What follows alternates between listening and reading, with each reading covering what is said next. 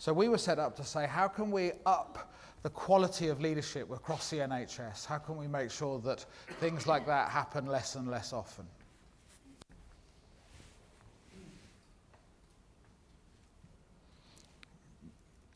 How can we work with some sound?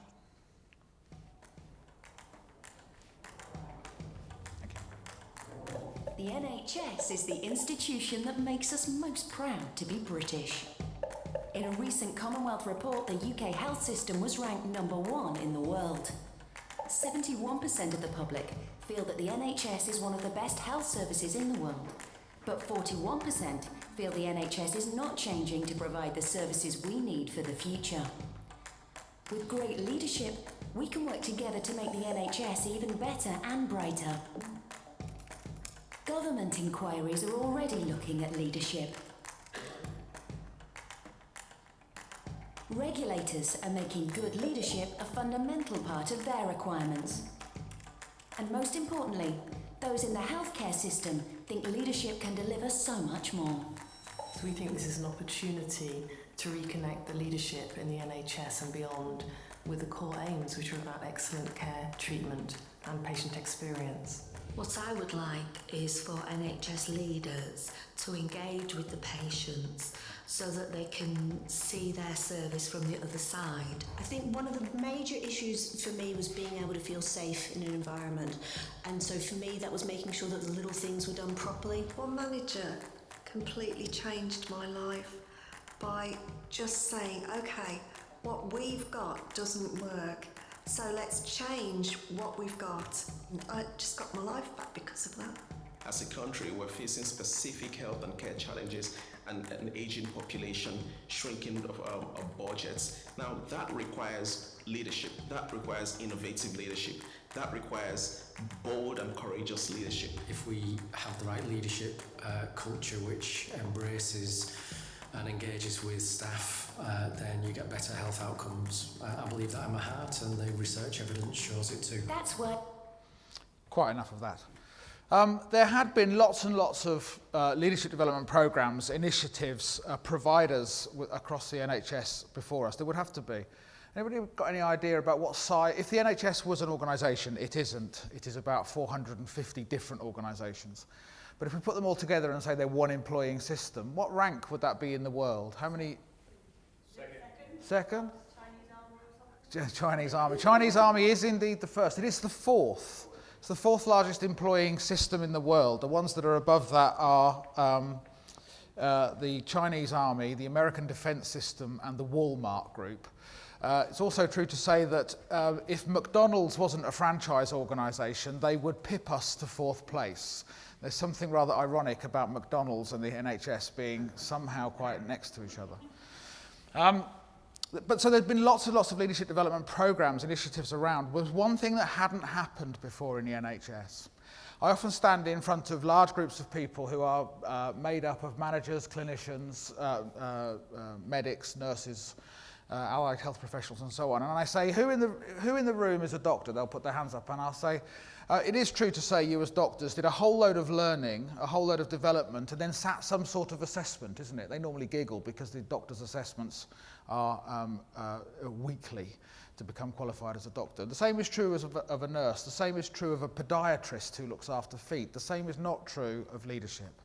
Never in the health system have we before qualified our leaders or even developed them rigorously and routinely ahead of them applying to become in their role. We were quite good at remedial training when it didn't work so well, but we weren't fabulous at doing the learning and development up front and then making some sort of assessment to say, are you fit to practice holding our healthcare organisations in your leadership practice hands?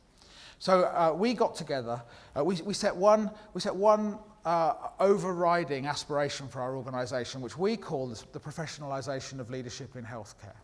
To turn leadership away from being an amateur sport into a professional sport where you do the learning, you sit the test, and then you get the qualification that says that you're fit to practice. The four programs that fit most neatly into the professionalisation of leadership agenda that we're working on, we name them after famous people. If I said Edward Jenner, would you know who that is? Come on, tell me, what did Edward Jenner do? Inoculation.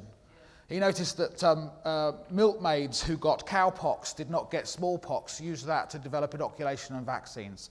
Our Edward Jenner program is free to access, open source. We just give it to the world, to the NHS.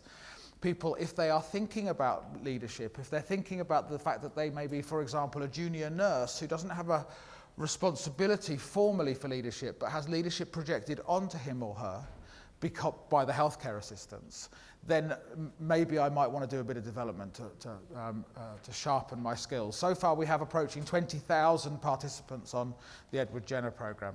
It's an interactive online program. The Mary Seacole program, anybody know who she was? You heard of Florence Nightingale? Mary Seacole is a better story. In the same war, the Crimean War, the trouble was she was black, so she's not quite as famous as Florence Nightingale. She's absolutely brilliant if you look into her story. Anybody seen Horrible Histories? Anybody got kids? Search on Horrible Histories and on the internet under Mary Seacole, and you'll find a fabulous little video about the competition between Mary Seacole and Florence Nightingale. Mary Seacole program is for aspiring first-level leaders. You want to take on your first leadership role, do this program first. There's interactive work online, and there's some face-to-face workshops as well. You'll qualify, and then you can apply for the first leadership role. Elizabeth Garrett Anderson, anybody know who she was? Any radical feminists in the building? Elizabeth Garrett Anderson was the first qualified doctor in this country who was a woman, and she was the first Justice of the Peace. The Elizabeth Garrett Anderson program is for aspiring senior leaders. If you want to take on a big portfolio where people report to you who have teams of their own, then this is the right program. It's a 2-year master's program run in collaboration with the Manchester Business School and Birmingham University. And then the last one is Nye Bevan. Surely you know who Nye Bevan is. He was the founder of the NHS just after the Second World War. In 1947 or 48, he built the NHS and the system of social care that we enjoy in this country, quite rightly so. The Nye Bevan program is if you want to join a senior management team and executive team, but essentially take up a board position with the NHS, do this program. Face-to-face work and online work, and that's the program that you'll see. To do this, we couldn't do it alone. 1.4 million people in the NHS, probably something, depending on how you count it, like 1 million of them would qualify for one of these programs. So we put together a consortium of different providers. We went to find partnership working with some of the best organisations we could find. For the virtual campus that I'm going to show you around, then we work with well, one of the most important things to us is patients. Patients are absolutely the heart of everything we do we're not just teaching leadership or developing leaders. We are promoting leaders to look after and promote staff engagement and patient care. So patients were right at the core of what we do. So therefore we have a patient organisation in amongst our consortium. That's National Voices. KPMG, Manchester University, University of Birmingham, they provide lots of the content and the project management around this. And Leo, the online virtual campus, as far as design is concerned and the build of the software. As far as other content is concerned, Erasmus University, Harvard professors come over and input in that stuff as well. All of our programs have essentially 3 elements. The learner is at the centre, but there's face-to-face, very high-quality experiential learning. Application of everything. None of our programs are academic programs in the truest sense of the word. Everything that we teach or explore or discover is applied back in the workplace. And for the qualification programs, it's the proof of application and making a difference, and the learning on that application that is assessed that gets you the qualification. If you've led and not done anything, if you've learned and not done anything with that learning, you simply can't qualify. But of course, there's the online bit, which is the bit that you're interested in, which is our virtual campus.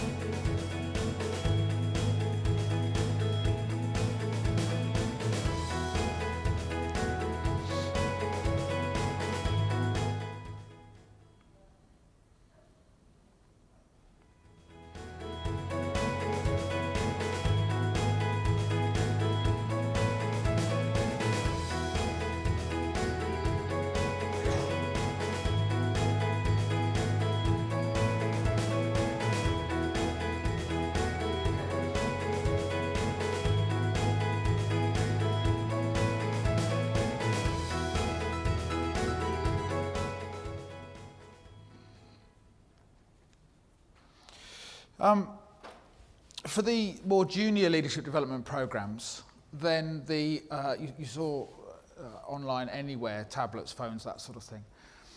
These will be for people who will often do their learning in break times, probably similar to you were talking about before. So the learning is delivered in bite-sized chunks, maximum 10 minutes on the things like the Edward Jenner program.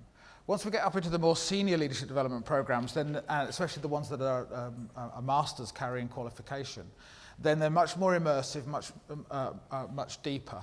And one of the things that we were very keen to do was to save the precious and very expensive face-to-face time to some very, very high quality experiential learning with, I'll tell you what we don't do. We don't do role play where you have to play Gladys, 43 from Manchester, 2 divorces and a troublesome teenager.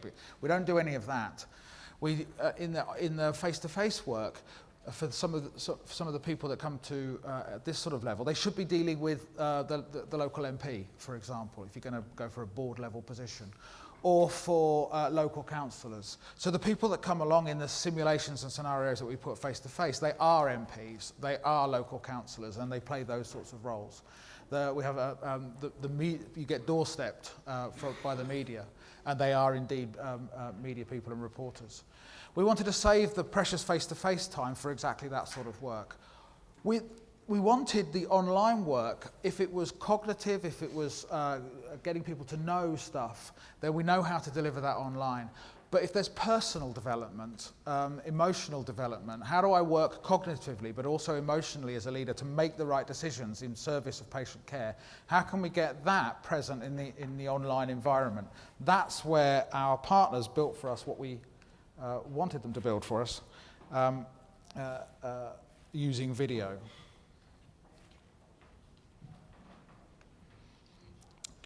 Here's an example of the video that we use. Everybody, you must have been watching the news and know that A&E is under massive pressure at the moment. This scenario that you're about to see was built about a year ago and sort of predicted the sort of things that fairly senior, but not really executive, fairly senior leaders will be faced with on a daily basis.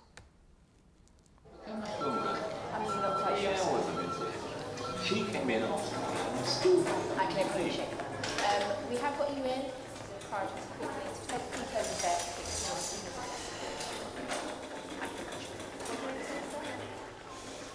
Thanks, guys.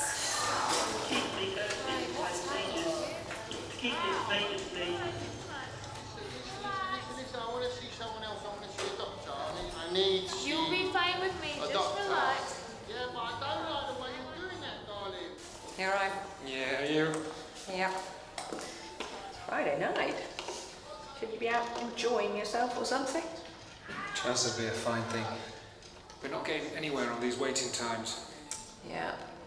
I need to catch up with you on that. Can you drop in and see me before you leave? Yeah. CEO called me in this afternoon. Big push to get waiting times down and patient ratings up. With no additional spend. Is that all? Get the team together, knock a few ideas around. We've got to come up with some quick wins. Laura, we've been down that road before. If it were really that simple, we would have got We've got somewhere. to do something, Alex. Quick wins. Okay.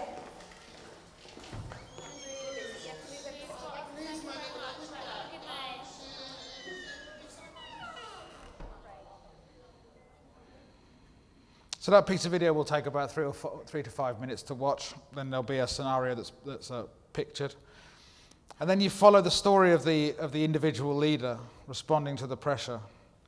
Well, the A&E couldn't keep up with the number of patients coming in. In fact, demand was so high that there was no way we could achieve and so on. More plates. And then at any point, the scenario will stop and offer you a range of 2 or 3 different options. So the option being offered here is, does this manager of A&E reorganise the staffing for the A&E department in a short term to cover the demand that's coming on? Do they do some research and analysis to understand what is it that's driving people through the front door in the first place? Or do they try and do both? Typically, the answer is, what do you think? Let's ask, what should this guy do? There's too many people coming through on a Friday night through the doors of A&E. Many of them are drunk. He's got 3 choices. Change the staffing rotas so that he's got more staff on a Friday evening. Do some research to find out what's bringing these people in, but that'll take a couple of months whilst his boss says, I want something done now. Or try and do both at the same time. What would you do? Do both? Yeah. That's the most typical response. There's this one down here. They'd say do both. I won't click it because we're running out of time. And then the scenario runs forward and you can see what would happen. Initially, everybody's happy. The manager is very satisfied that, oh, it looks like something's being done and we've got heavier staffing for this week. As things unfold, though, they haven't got to the root cause of the problem. The staff are increasingly pissed off because they're having to work late over the weekend. It doesn't really stem the flow and it doesn't solve the problem. It also makes the leader who's at the centre of this story get more and more stressed out. So you think, okay, maybe that's not the best scenario. Then you can go back and you can try a different one. And then all the way through, I'm not sure if I can find it straight away now, all the way through, in the end, we decided to take a more balanced. Give me the option. Yeah, there we are. The scenarios quite clearly indicated the real challenges in dealing with a wicked problem. Why is this a wicked problem? Well, firstly, it's because it affects not just the NHS, it affects people beyond the NHS. But most importantly, the resolution of a wicked problem also lies beyond a single organisation, such as the NHS. But in such circumstances, the tendency for managers and senior leaders is often to go for the quick fix. And this is something that we've seen Laura attracted to. Just get on with the quick fix too.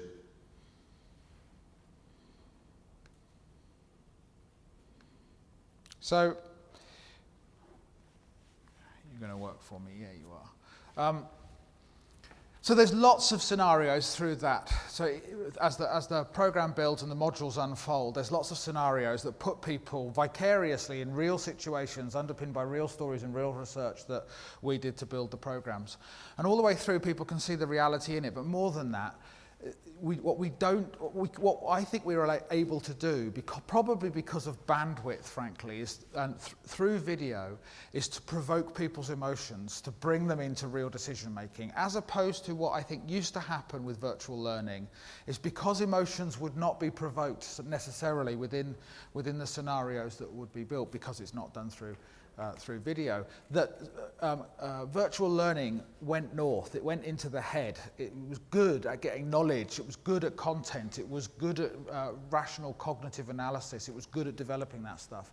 But it was less good at helping people understand emotional intelligence, personal development, and where they are as a human being and the decisions that they make. That's one of the big differences, I think. We often ask as an academy around the subject of leadership that leadership is really about understanding what's it like to be on the receiving end of you.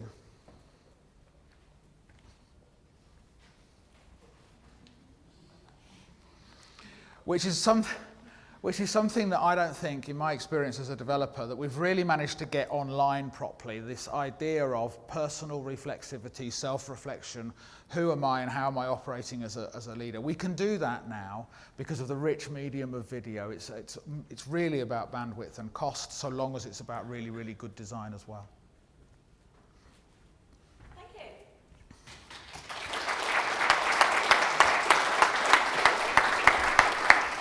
Yeah, thanks to both of you for great presentations. In terms of the scenarios you both identified, what was the process you went through to identify and whittle down the most common scenarios? We researched it. So the builders of the programs, as it were, went out to find people with stories to tell. So we asked people, what do you find most tricky for that one that you saw there? What do you find most tricky as a senior leader in an organisation? Not a very senior, but with a senior responsibility. And what they told us is it's competing demands. I know that if we stopped and spent a long time finding out what the problem was, we could solve it. However, we're forever being thrown demands. It's got to be done now. We've got to meet the 4-hour A&E target. We're all over the Daily Mail. The media doesn't like us. The local press is all over us. The MP is coming through the door next Friday. It's all of that sort of stuff. So how do I make good decisions whilst frankly being exhausted by the amount of stuff being thrown at us? We ask the staff. Very similar. Ours was a training needs analysis that we did with the individuals. We did it with the learners themselves. And then what we do is we use employee engagement surveys. And some of the typical questions on there is a relationship with your manager. Do you feel underperformance is dealt with? Do you feel like you are in a valued relationship? That kind of piece. And from those results, that's where the strongest, it was screaming out to us about the relationship, about the individual and the manager. So we knew performance management was the area to tackle. Thank you.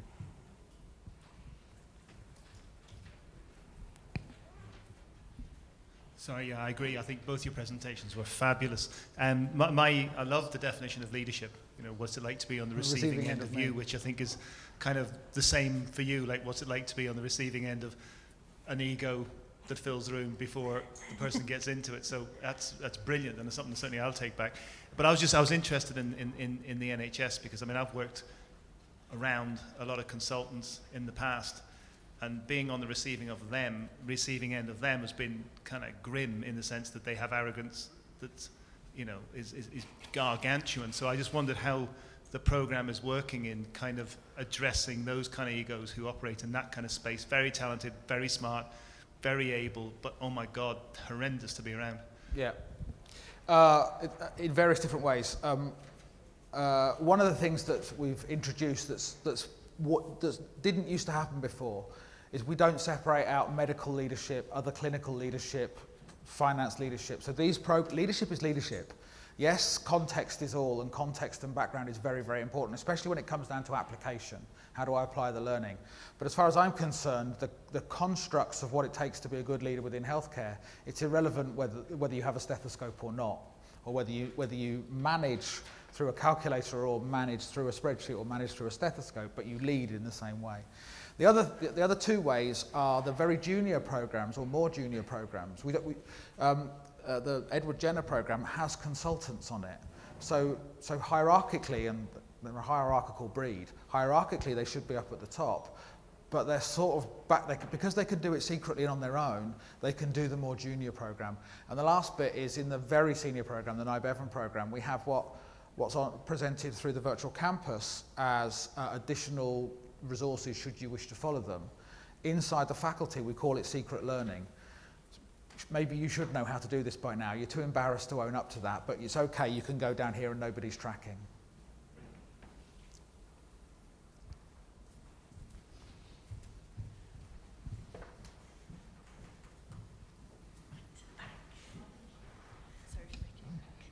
Great presentation, both of you. Really, really enjoyed it. Lisa and I spoke earlier on one of the Google Hangouts, and I found it really good to get a bit more context around what you're doing. And it's a question for both of you, really, about what role do you think that video has to play in terms of performance support in the future for learning? Performance support? In our industry, a lot, obviously, in terms of performance on the shop floor, using sharp kind of, minutes, seconds, videos, demonstrating good practice in, simple tasks on the shop floor can help in terms of that. And also, we can use it a lot for we have what we call downtime, obviously, unfortunately. We blame the engineers, it's their fault. But we have a lot of downtime, and when we've got people stood around, we can then use e-learning especially to get people, because we're very much measured by compliance as well. So it's about keeping people's skills as acute as they can. And behavioural things, because behaviours are a big thing at the moment, using video around in the canteens, in different areas of the offices, screensavers, as well as on the LMS, giving people sort of short, sharp-like introductions into what they can do to improve behaviours. Similar. We're in the process of launching ourselves also as a membership organisation with sort of bronze, silver and gold membership. And bronze membership would be free of charge, it just means you register.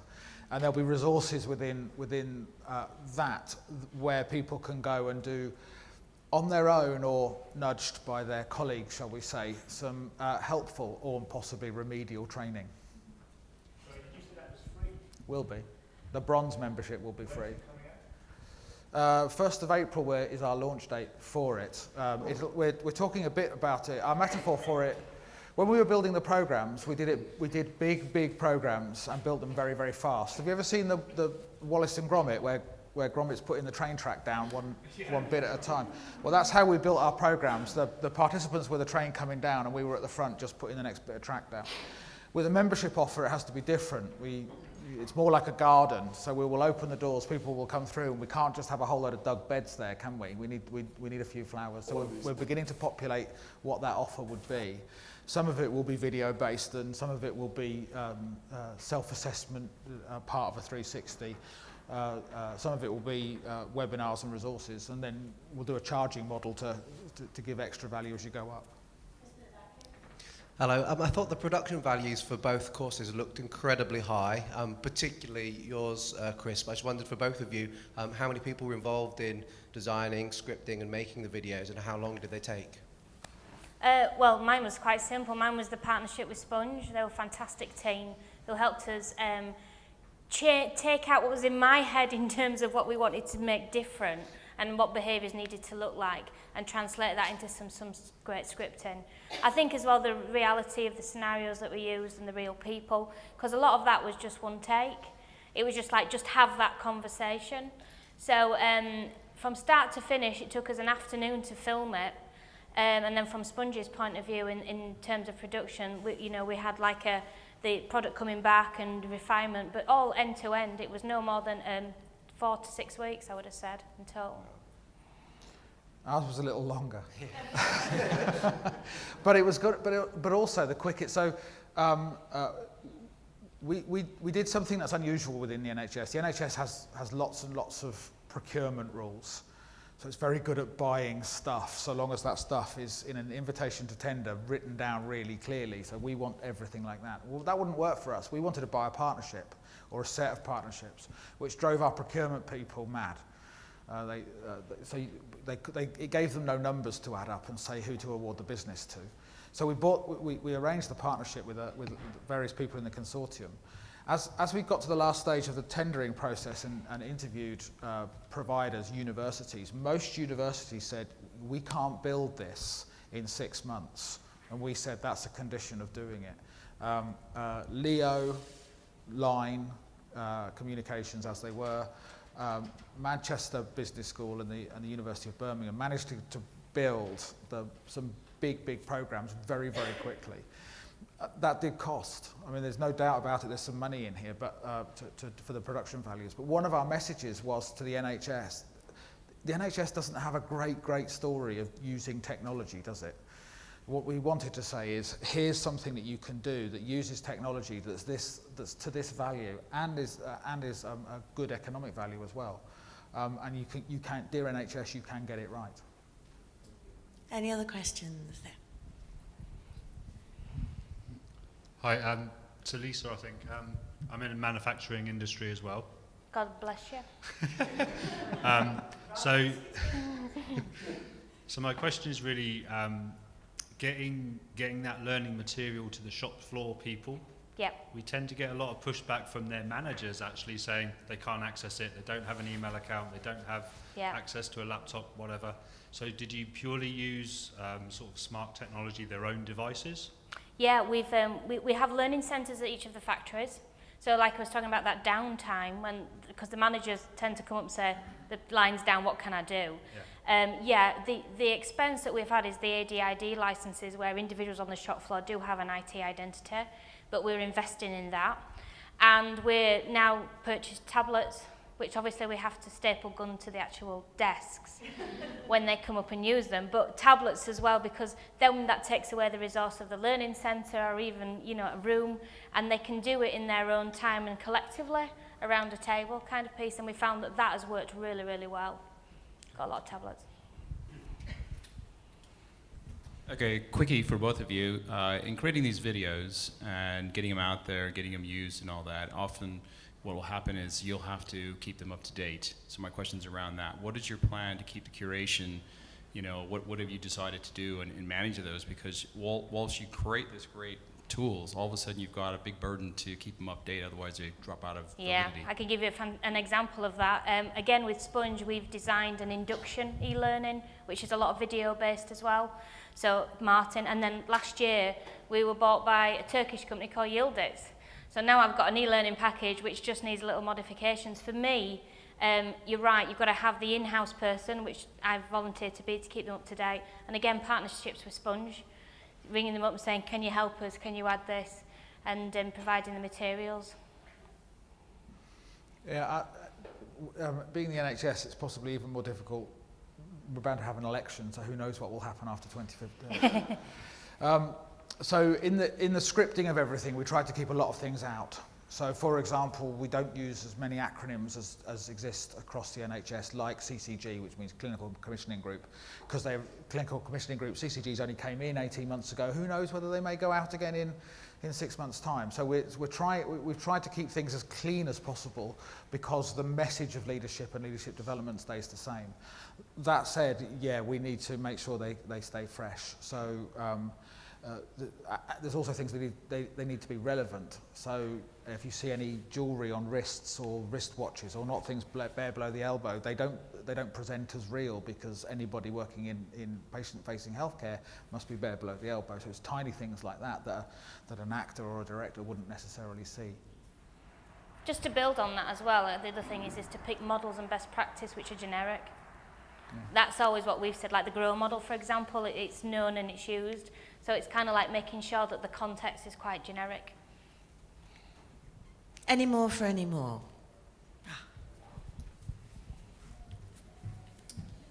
I'm not sure if you answered this already, but basically not everybody who needs to follow training actually does follow training. Isn't this more of a problem when you're in a video environment than if you are in a classroom environment, or is it? I understood that you're saying that because it's impersonal, then people can secretly watch the things that they might need to watch. Was that the only answer, or would you say there's more? One of the things that we're doing as an academy is not short term. It's a medium to longer term intervention, which is around the professionalisation of leadership in healthcare.